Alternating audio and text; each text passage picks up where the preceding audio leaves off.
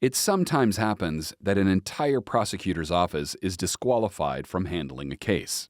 This could occur if a member of the office is charged with an offense. But can the mere appearance of impropriety justify disqualifying the entire office?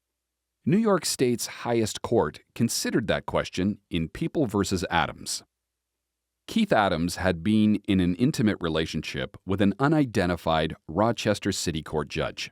But after the relationship ended, Adams sent the judge 3 vulgar, offensive text messages that were personal and unrelated to the judge's official duties.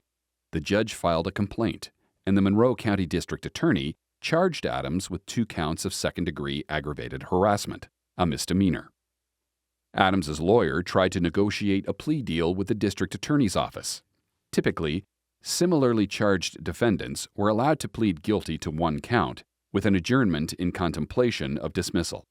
If the defendant didn't contact the complainant and didn't commit any further violations, the case would be dismissed in 6 months or a year.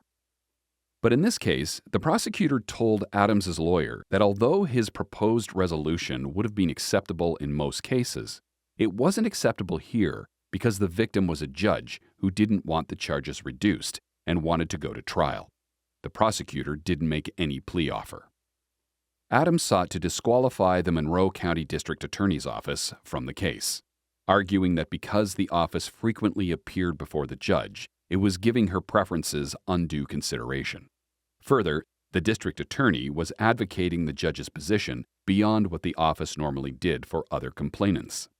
In 12 years of defending criminal cases in Monroe County, Adams's lawyer had never seen the district attorney's office refuse to offer a plea deal in similar cases.